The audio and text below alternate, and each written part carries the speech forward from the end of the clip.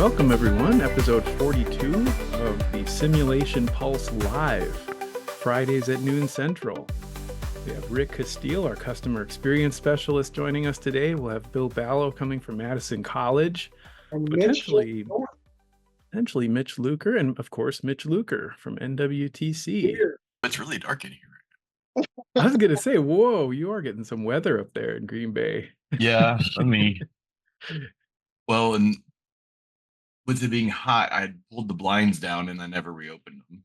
Well, thank you for coming. Thank you for being here. Thank you for everything that you're doing to keep moving the ball forward with virtual simulation and pretty exciting, ambitious stuff that you have going on up there at NWTC in Green Bay. So it's always great to hear about that. But we just finished our first week of blood administration VR. How did that go? It went really well so far. I've got one more day on Monday.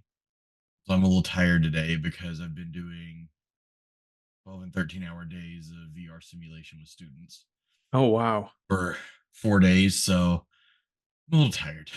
I can imagine. How many students are you cranking through, Mitch? This time it'll be 43. Wow. So, and we're doing 2.5 hours at a pop. So how does the flow of that go? The students show up and, what was the precursor to getting into the VR lab to do the simulation? And then what's the follow-up afterwards, or kind of how does the from a curricular perspective go? How does that work? So in our curriculum, we have a course in our third semester called Advanced Skills. And one of the competencies is blood administration. And blood administration is one of those things that students cannot touch at all in clinical. They're not allowed legally to touch it because it is a very dangerous and high risk skill. So we had a checkoff for it, but the checkoff was literally students just standing there reciting what they would do because we couldn't afford to buy blood bags. They're really expensive. Not with blood in them or anything. It's just an empty blood bag is like 100 and something bucks a piece. And so when you talk about buying one for every student, that's only if you buy one, and then they're not really easy to reuse. So we kind of took that out and we made this quiz. And actually, I wrote the quiz when I taught the course, and it's a really hard quiz, and students don't score well on it. And I felt guilty about it ever since. So I worked with our faculty that are now teaching the class, and we developed the VR scenario. So we had a case study that we would have students do to help them prepare for the quiz. So I took the case study and I turned it into virtual reality. And then, so now the students come in, they sign up for their times. We use Sign Up Genius for them to come in and, get their time slots allotted. And I do anywhere from 2 to 6 students at a time, because it's a 3-phase scenario. So they come in, I get them in the tutorial, we go through that, then we pre-brief on the patient a little bit, and then we work through the assessment of the patient to determine if blood is safe to give. And then we have like miniature debriefs in between each phase. So then we chat for a little bit about how do we know it's appropriate to give the blood, what would that look like, and then we go into hanging the blood, and then we have another debrief, and then we have management of a transfusion reaction, and then we debrief again.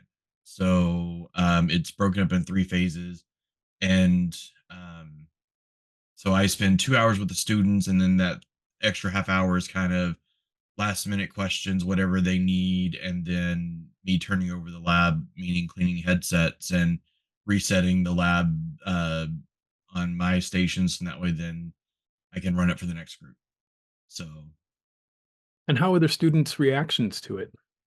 No pun I've had intended. a lot of really good stuff so far. One of them said, "Can we never go to SimLab again?"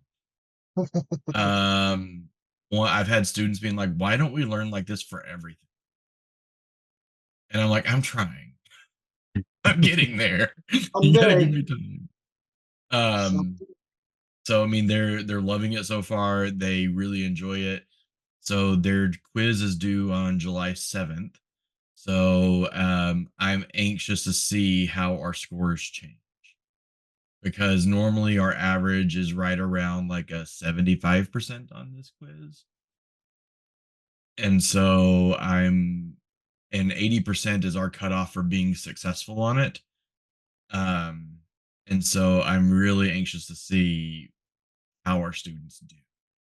Yeah, that me too. Me too. I mean, this is just basically this is the whole thesis of what it is that you're trying to do with VR simulation, where it's not about identifying, we've talked about this extensively, but like it's not about identifying an existing product that you implement and it does it, one thing one way, the way, the one curriculum, because chances are you probably can't find an existing simulation. And even if you can, it's probably not the way you do it.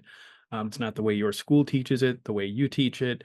So you're getting that, so you can't really do it with, any other way. So you're taking a product, you're building a simulation to support a specific problem or an area of need in the school, right? And I think, Rick, when you're meeting with prospect customers, that's one thing you're looking for is like what is the pain point? Like what's the issue you're trying to solve? We don't want you to buy a Acadicus because it's a shiny new thing. We don't want you to buy a Acadicus so that you can put a picture on your website of somebody wearing a headset and say, look how innovative we are. We don't want people to buy a Acadicus for that reason. But if you've got a problem, if you have a pain point, that's an area that's difficult to teach for whatever reason, and you can create a virtual simulation and you can make a difference in the outcomes using that virtual simulation, that's the goal. That's what we're after. So that's a perfect story. I just love the blood transfusion use case here. It's something that we didn't develop that, right? Like Acadicus didn't say, let's do a blood transfusion and build content to support. You're using existing assets that are already in the library and you're recombining them in an interesting new way and doing something that's solving a problem. So I'm really excited about what you're doing there. Mhm. Yeah, it's been a lot of fun. And no, yeah, I built everything. I built it as 3 different scenarios in Acadicus, even so that I don't have to go in and make a ton of changes and do this, that, and the other. I have Blood Admin 1, Blood Admin 2, Blood Admin 3. And so then whenever we switch between phases, I just click and then the new assets are already in the room. The only thing I have to do is set the pump to the rate that they set the pump to. But I can do that in non-VR mode. So I don't have to be in edit mode or whatever. I just go in and before I load them in, I go over, I move my little avatar over, I click on it, I drag over the pump setting to be where they had it at, and then I just scoot away and I do it all in ghost mode so they can't see me in the space. And yeah, that's literally I changed that and then the oxygen level that they had it set at because we let them make the mistakes. Like Mhm. when we were doing this over the past several days, I'd have students who would start the blood off at 150 mils per hour, which is a big no-no. You're supposed to start really low and slow. And so, but I let them make the mistake, and then we talk about it afterwards in that debrief time about, okay, let's talk about why you made that decision. They're like, well, because we said we have to get it in this amount of time, and so we made that decision. I'm like, okay, but let's talk about the risk of transfusion. And if we put that much in that fast, how much more severe is that reaction going to be? And so they actually get to walk away, like they get to have that mistake moment, but it's in a safe environment. It's not a big deal. And so, and if they had the pump really cranked up, then I make the reaction that much more severe. I just go in and make a few changes to vitals, and then we're good to go. And so, like all I really ever have to change is a couple things on slider bars.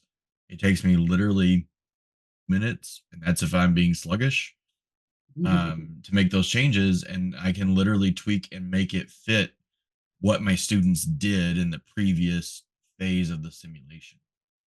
So I can customize not only the scenario, but then I can customize it to the student group that I'm working with in the moment, That's which to me is fantastic. invaluable. Very Yeah, cool. absolutely. Well, then just take a little bit of a step back. First, I want to welcome Bill Ballo, Madison College. Bill is here, and we have Johnny Neese joining from Medical College of Wisconsin. Super glad to have you here. If you don't mind being promoted to a panelist, and you are welcome to, I'm not going to just force that on you, though. I know you want a lot of people just come and they want to lurk, and I'm like, here, now you're a panelist. But So I just wanted to kind of take a step back a little bit, just because some people I think watch this asynchronously and they may not know what we're talking about in terms of, how are you doing this? What is this? What is this like? So you have a lab in Acadicus, and in that lab, you can create scene configurations. So you're going into a private lab. This is your, NWTC has a lab, and it's not stuck to being one environment, right? You can change that lab. It's like a holodeck. You can change the environment and say, we're going to be in an ICU, we're going to be in an operating room, whatever you want to do. You can change the environment, set up the scene. And we've done some examples of that in past episodes of The Pulse, where we've actually gone into headsets and moved things around and edited scenes. But you save those configurations into your lab as a scene, and then you have the option of using 3D recordings if you want to, have a demonstration or a lecture, or you can go into, like you said, ghost mode, which means your avatar disappears. We've also demonstrated that in past episodes, but so your avatar is invisible to the learner, but they're in there interacting with the patient and going through the scenario.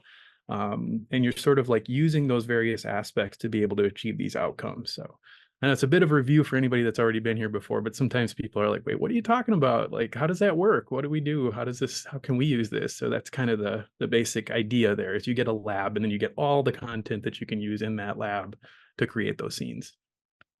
Yeah, I've made about 60 so far. Very cool. That's a lot. And one of the things that this opens up that we want to see grow is this chain exchanging of scenes and information across the community, right? I mean, obviously, if Mitch is doing this, I'm sure there are other folks out there who would just be chomping at the bit, who didn't want to do it from scratch, right? Mitch has already done it. And even if it's 80% what somebody else might want to use, right? You're 80% there. Other folks will always, if Bill got it, he'd probably tweak a few things here and there for his organization and be off and up and running. And that's one of the great things that I think about Acadicus that you're able to do.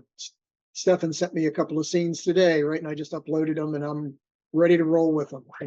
So this exchanging of content is not rocket science. Mhm. Yeah, all you gotta do is give someone your lab number and they can go in and drop in whatever you've made, and then they Yep. can tweak and change. And like I've been using the image viewer because that's how I have the chart in the room. Mm-hmm. Image viewers up on, I have it on the wall, and that has their MAR, because I made it as a slideshow, so it has their MAR, it has their report information, their labs, everything is in there. So that way then they can just click through the slides and they can see all their chart information. But Mm-hmm. then if Bill wanted to use it, then he would literally just go in and he could go in the image viewer, take out those images, put in his, and then he has his new chart to be his case study. Yep. And if he didn't want to use Millie and he wanted to use Vincent, he could swap out Millie and Vincent, and ta-da, whole new thing. Or I mean, yeah, and you could even take that scenario and, like, I just have my med surge room, which is just a generalized med surge room that just has like my patient and all the normal assessment tools. Because then all I change is the vitals and the settings on the patient, and I can make, I do a scenario with students where there's a potential of 6 different diagnoses they might see. They get no report on the patient. They have to come in and do an assessment and determine which one of the diagnosis they think it is. And I use the same patient, same room. I just reload it and I just go through and I change the vitals. I give them edema. I take it away. I change the lung sounds, heart sounds. And so one scenario is giving me, or one room, one setup is giving me 6 different scenarios to run. I like that. That's awesome.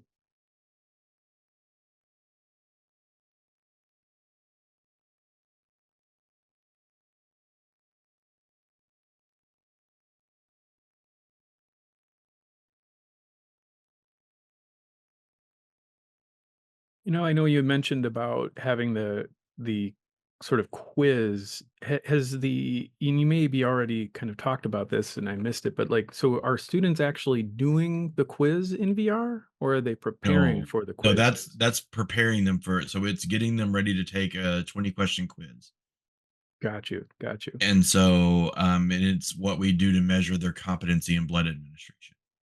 Okay. Okay. Because I know Rick has been talking a lot about the possibility of, or and actively developing these quiz kind of environments with Acadicus. And maybe you can talk a little more about the thinking behind that and kind of how that works. But basically using VR to do a quiz. Now we don't have the ability to export out that data to an LMS or anything. You know, usually schools want to have control over that, but it gives you the ability to like, maybe practice or just take some follow-up questions. It's not necessarily the exam, but it's a way to be able to have like, okay, you've done this experience, now check your ability, how much of it did you retain, and to be able to take that asynchronously.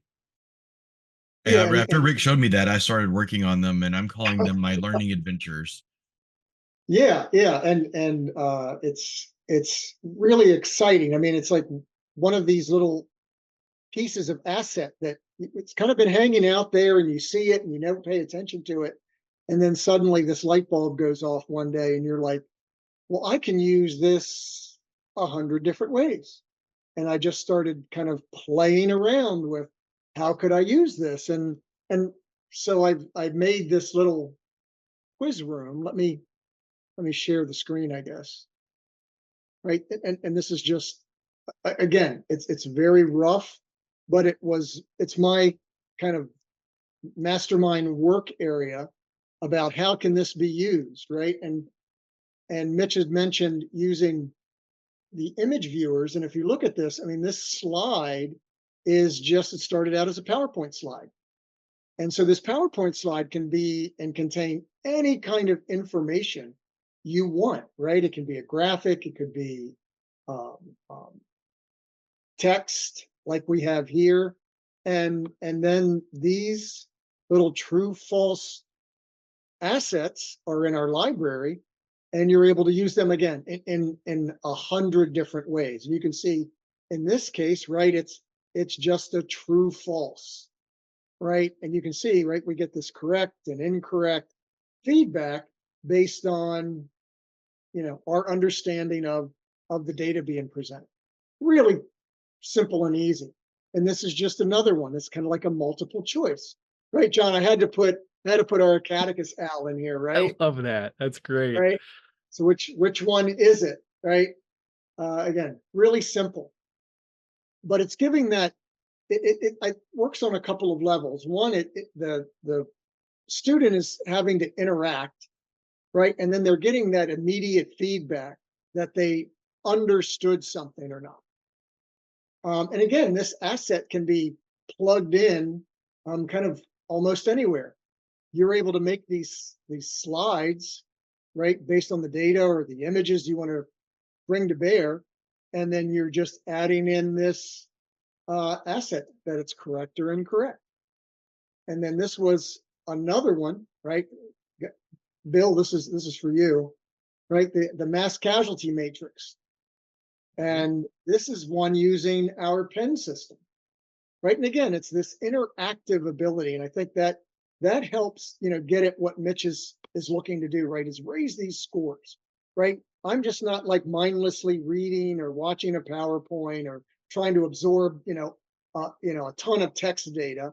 I'm actually kind of interacting, right? And it's just simple, use the matching color pen to connect the tags to their description. They can come in here, they can grab the pen, and they connect the tag with the right description of the tag. And then, using a little bit of hocus pocus, right? We're using our recording feature here and our ability to hide things. And all we're doing is unhiding stuff during a recording. And they're able to pop the actual correct answer out. And so they have an automatic check. Hey, did I get that right? And if I didn't, well, what's the correct answer? And so this is really simple to do.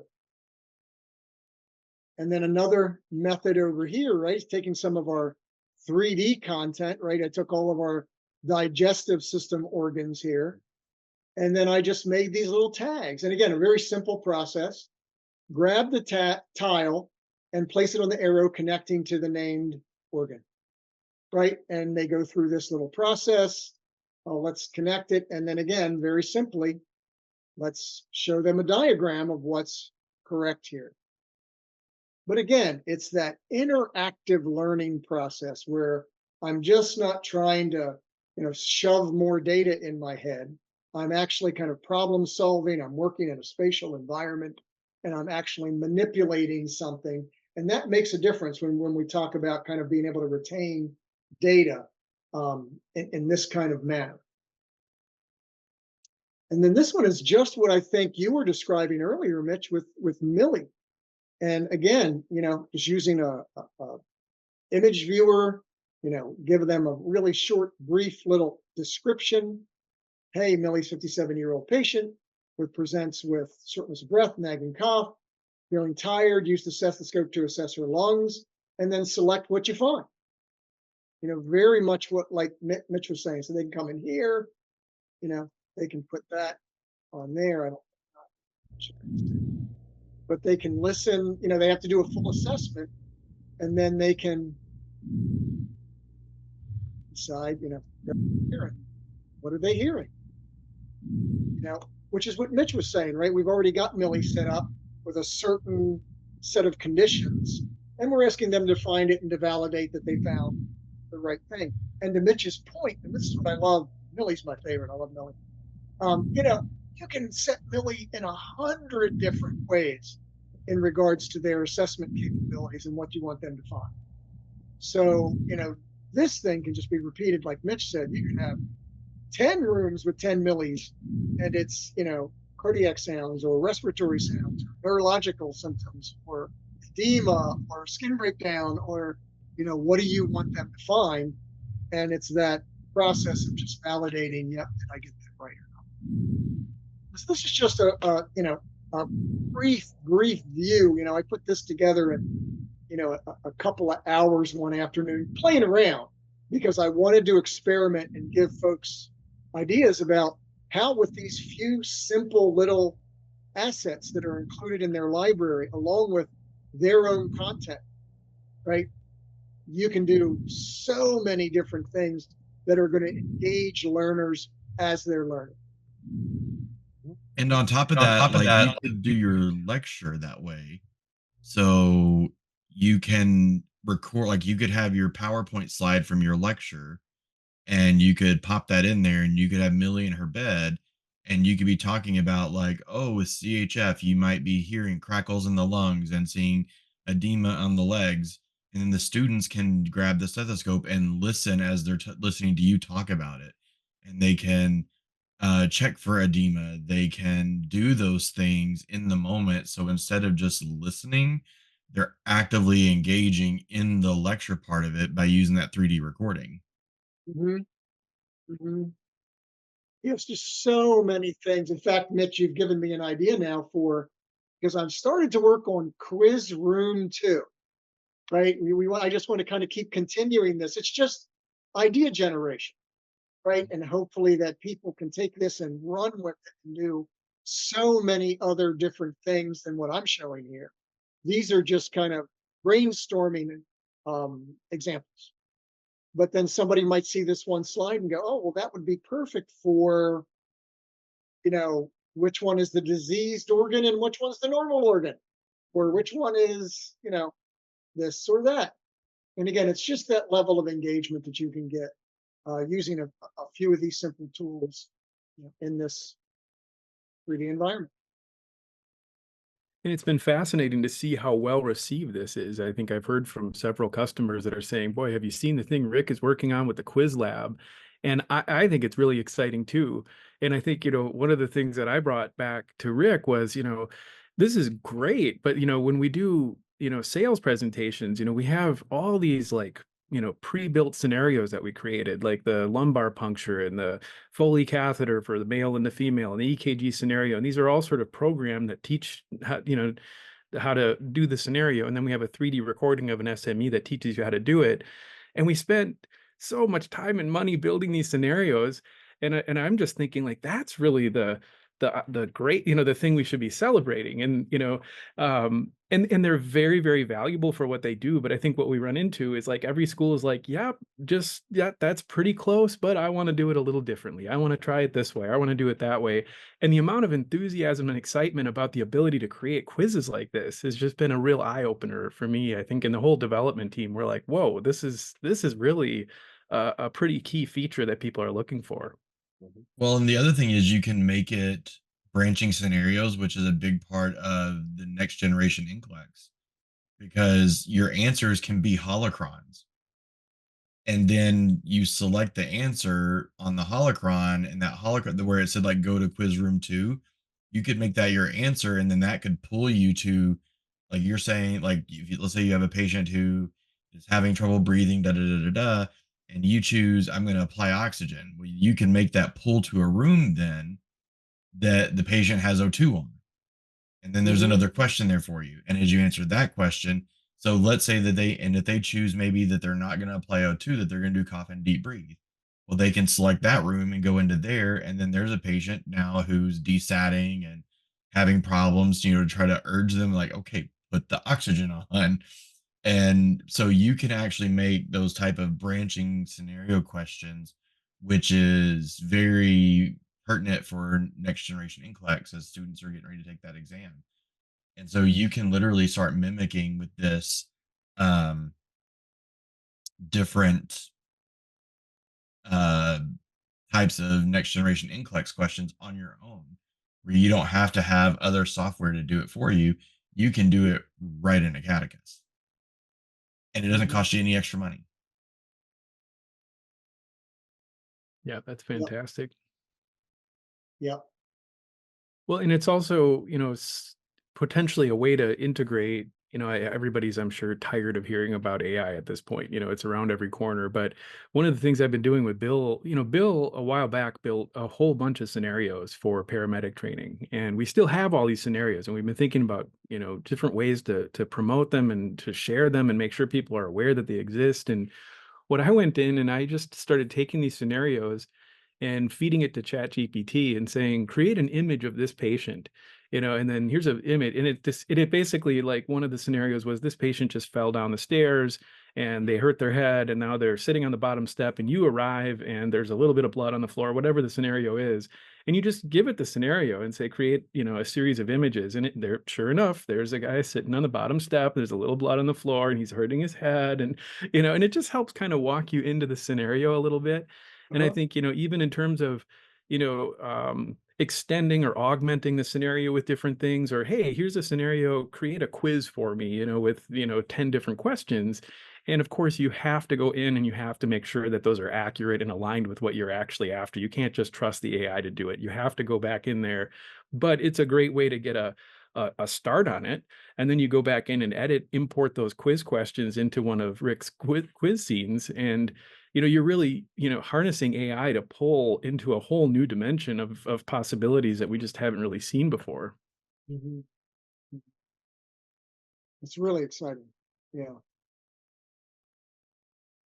Yeah, I've been just, every couple of weeks or something, just writing another scenario, just putting another scenario and just because I know at some point, right now EMS is a little behind on it, as far as I'm concerned, but that's a personal opinion. Um, but I know that that's going to change. I know that that's going to change. I know that EMS is gonna kind of catch up and catch on, and they have like at Madison College. When I had left EMS back in 2020, I sort of took virtual reality with me, so to speak. And nursing has picked it up, and other programs have picked it up, and EMS didn't quite pick it up as much, but that's changed. That actually changed this past month. We did clinical scenarios with EMS, and on Monday we'll be doing more clinical scenarios with EMS. So we have 4 scenarios, um, and the students go in pairs of 2, and I guess you can't go in pairs of anything else, right? They go in groups of 2, and they work through the scenario. They're relatively short because with EMS it's a little bit more about we're cutting to the next scenario, we're cutting to the next scenario, which is why if you look at the scenarios that I've written out, they're all relatively short. They're pretty short and sweet. You know, we're looking for you to recognize something, we're looking for you to do something, and then we're looking for you to realize that, there's more that needs to be done, and or there isn't more that needs to be done. And do I transport the patient? Do I not transport the patient? Those kind of things.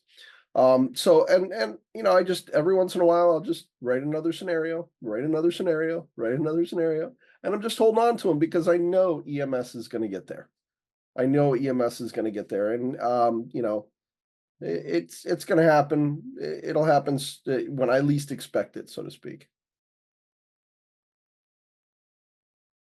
There's certainly a great need for it. I hear from, various paramedic programs. I'm still growing to understand kind of how those programs work, what the size of the programs, what are the pain points that they have that we can help address, and how do we articulate a message to help educate them about this, about the potential. So still kind of learning about how to, go to market for paramedic applications. We have so much content for paramedics in Acadicus. It's difficult to figure out how to fight, because they tend to be, we talk to a lot of programs that are very, very tiny, rural, programs, and they, largely they need it the most, right? They don't have access to high fidelity simulations for the most part.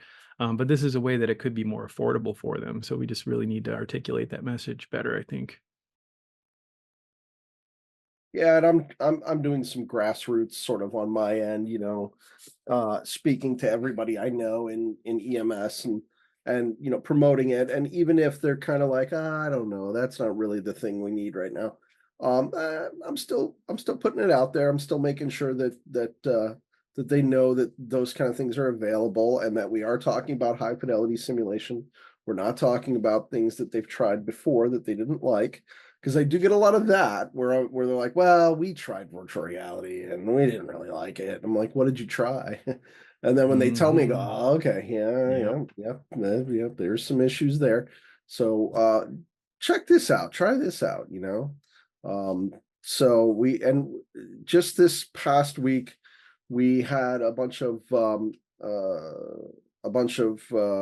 nursing leadership come in, and I had them all trying to birth a baby, which was a lot of fun. We had nine of them. I had nine of them in at the same time, and all nine of them was great. They were like running around. I don't do this. This is not my thing. I don't know what's going on. And then eventually they did birth the baby, but then they forgot to cut the cord, and so they had the baby over on the isolette, and the poor cord was all the way back to the mom. And I was like, somebody's got to cut that cord. So and just to have fun in there. And then apparently they were just raving after that to the instructor about how great it was. So I think the key is, and it's true with EMS, it's true with anything, is to get people in the headset. You've said that multiple times, John. Get them in the headset, have them check it out. Once they do that, you get the oh moment, and that's all I need. Absolutely. Well, in some of the videos that you created that were, tutorials, you had created the skeletal anatomy and some of those, just kind of recorded lectures. And I think Mitch had mentioned in the past using screen capture to just do a video of what those and put them, or maybe you mentioned that, and to put them into your LMS as a flat screen, but you're using Acadicus to generate that. Those videos on the Acadicus channel are getting huge numbers of views. Like people are searching for that to find, whatever COPD, whatever thing that you were talking about in that scenario. They're very popular. So there's this like spectrum of fidelity, right? The easiest way to get it is just watch a YouTube video asynchronously, but then obviously you can go all the way over to high fidelity, interactive, facilitated multi-user simulation, but you can do all of the above. And what Mitch was mentioning too about teaching in their class and actually having a screen up where you've got a patient in there and you're in a catechus. You don't need a whole VR lab to even do that. You need one station essentially. And okay, here's our patient. What should we do? And actually interactively doing things versus just looking at a PowerPoint. There's that whole spectrum available there. So Yeah, absolutely. And it's more fun. And it's more fun for the instructor, it's more fun for the student. And then I have all of the videos from TikTok that at this point are relatively ready to go onto YouTube.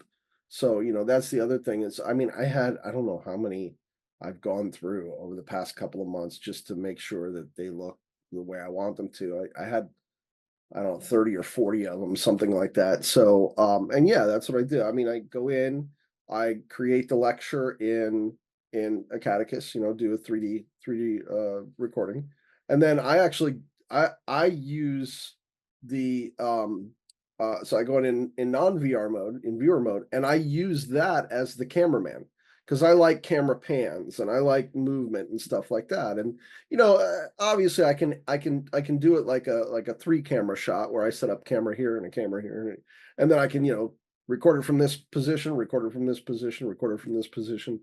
But that also makes me do a bunch of editing in the end because I like to edit anyway, but that just makes me do a bunch of editing in the end. So if I just use my non-VR as the camera, my viewer mode as the camera, and just move that camera and hit screen record on, I use OBS Studio. It's one of the easiest ones to use.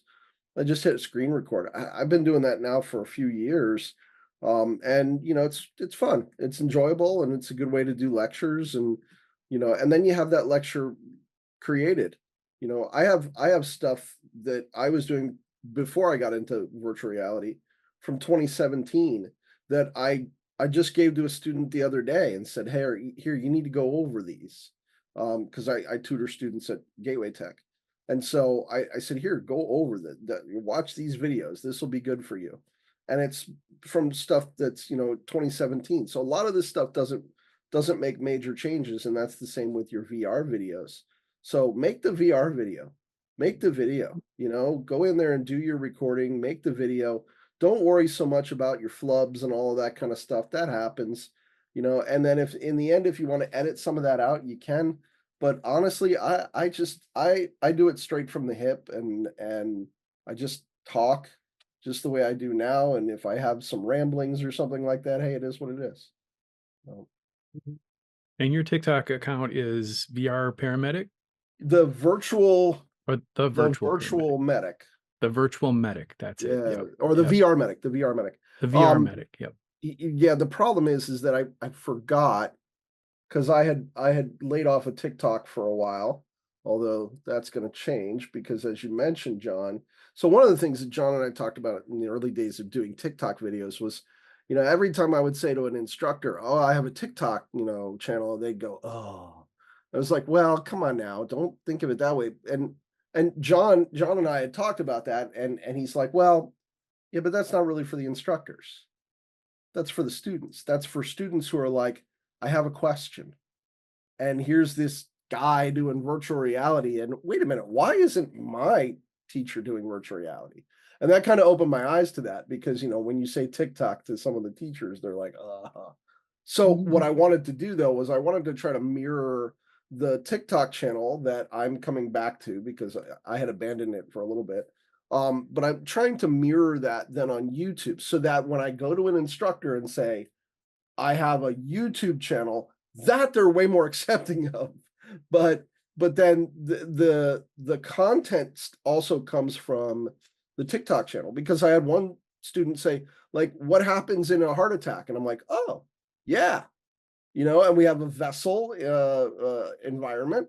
And so I took a bunch of garbage bags into a vessel and just kept copying garbage bags and putting them all against the walls and talking about how, oh, this is all that plaque that starts to build up, and it was just like, I don't have plaque that's in there. It's not perfect and beautiful, but it's exactly the way a student would want to hear it, so that they'd remember it. And that's one thing I'll add on for Bill's there. I think whenever you're doing this, it's important, whatever you build, to get feedback from your students. And like, so I have a survey. At the end of every scenario, students have to do my survey. I don't let them leave the room until they have scanned my QR code that is stuck up on the wall. And they do that because I don't get their perspective. I'm not a student. I've been nursing for over 20 years now. My perspective is vastly different than theirs. So it's really important to be open-minded about making changes to whatever you build, and make it more laid back and more relaxed. And I tell my students the whole time we were doing blood this week, I was like, please be wrong. Take a guess if you don't know, because you're actually probably right. You just don't think you're right. And but then getting their feedback on the backside, and I talked to them about what does constructive feedback look like, because sometimes they'll just be like, I don't like it, and that's all you get. And I'm like, well, that doesn't help me any at all. Right, right. But asking for that constructive feedback about, what would help you as a student, what do you need from this that I can give you or build for you? And I mean, I'm constantly going in and tweaking things because of things students will tell me. And that helps me then to make sure that I'm giving them what they need. And so, like Bill said, sometimes you have to get a little creative, and trash bags, or Jamie at Western, she didn't have a burn patient at the time. So she took the red marker and she just colored the burns on the guy. And so I was like, genius move. And there's times you just have to, but students don't care about it being perfect or looking perfect. They care about, are they getting and understanding the material? And so you do what you do, and you just get creative and figure out how to make it work. And then it's awesome because students love it, and they love the flub because it lets them know you're a human being as well. Because sometimes it's that your instructors are scary and they'll eat your liver with some fava beans and a nice Chianti. Like, they get very terrified of their instructors, and letting them see you flub and have those errors, it's wonderful. Yeah, that's Mitch, amazing. it's interesting. It's like, I call it the Minecraft syndrome, right? You look at the game Minecraft. My grandkids love playing Minecraft. It is this blocky, low res, you know, kind of, it's not about like the best graphics and the most interact. They just get in there for hours, and they're chopping away at the scenery, and they're running around and jumping off the top of trees. They don't care that it looks like stuff we played back in the 80s, when Nintendo first came out. It doesn't matter to them, right? It's this creative place, right, that really just kind of opens their brain pores or whatever, and allows them to kind of just experience things.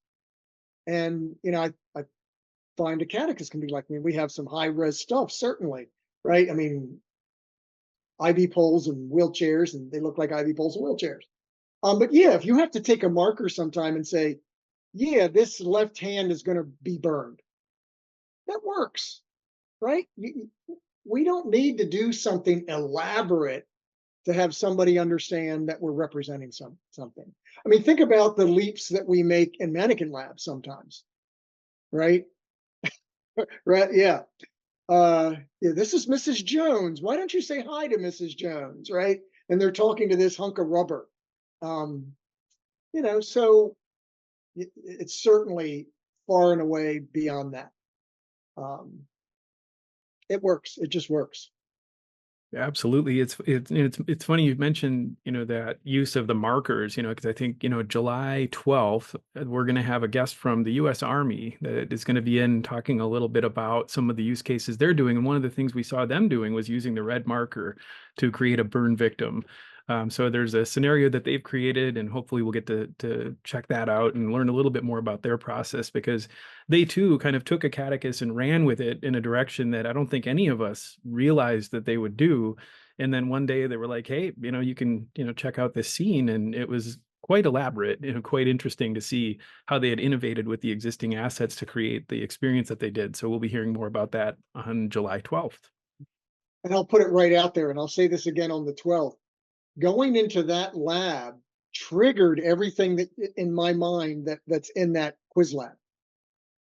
It didn't come from us. It was a customer going, what if I did this? And what if I did that? And let me put this here. And then just seeing what they developed and going, light bulbs are going off as we're going through that lab going, oh my gosh, why didn't we think of this? Well, even so a I'm few really moments where it's excited. like, how did they do that, right? Did we How did spend some they do time that? thinking about like, wait a minute, how is this even working? How did they even do this? And then we had to kind of like dissect it a little bit, like, oh, I see Yeah, what they did. They put this thing under here, and there's one of these, and that was really cool.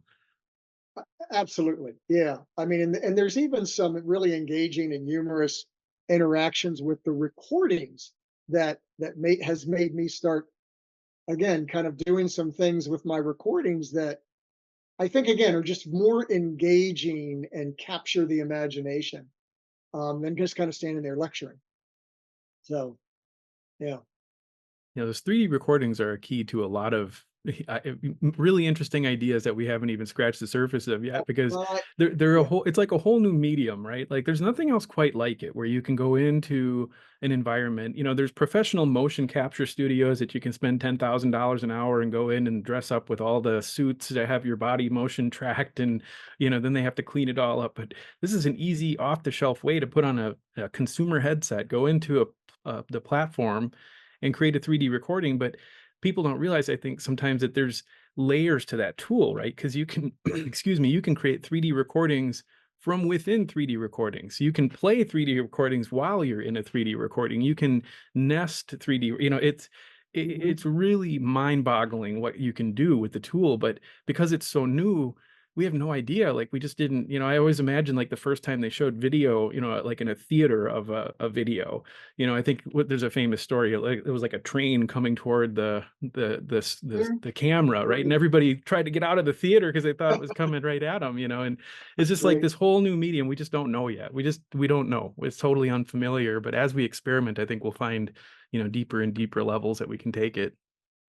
Right. So I have to share. Here's a preview of Quiz Room 2, and just a little thing that I don't know how they expect me to get all this done. Oh, hi. You snuck in through the door there. Well, welcome to the Acadicus Research and Development Department. Inside, you'll find all kinds of new and interesting things that Acadicus is working on. I hope you'll take a few minutes to explore, get some ideas for how you might use some of these tools in your particular environment and in your scenes and scenarios, and then reach out. Send us an email. I'll get it right here, and we'll contact you and see how we can best help you bring your learning objectives to life. Thanks, and we'll talk to you soon. It's just a silly little thing, but I think it draws people into feeling like, wow, I'm really in this space. He's told me to go in here, and then I've got some other things planned that I hope again are going to be really fun, in terms of playing with our anatomy and models and actually having the voice come out from within the anatomy model. So we'll see how that goes over. Yeah, that's really cool. Thanks for sharing that.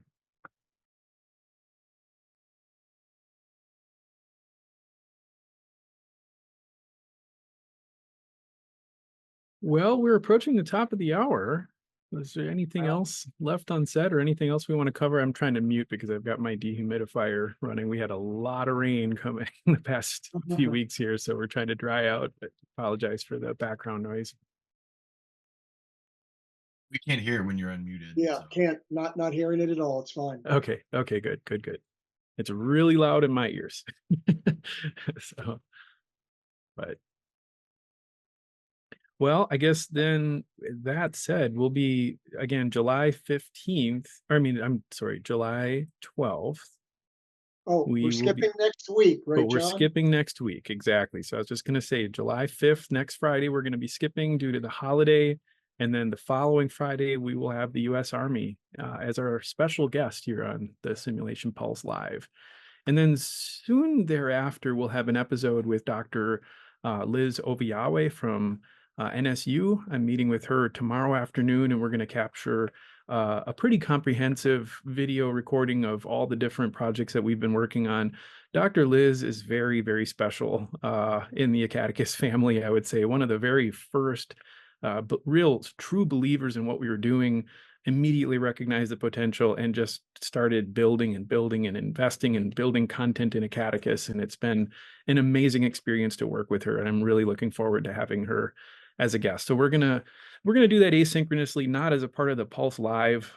She's very modest and kind of introverted like I am. She doesn't really want to be on camera live with people, but she is willing to do so if we're capturing it in a way that we can edit out the ums and ahs. So that's mainly for me. I tell her she's very articulate and good at speaking about this. It's better for me to be able to edit out my own ums and ahs.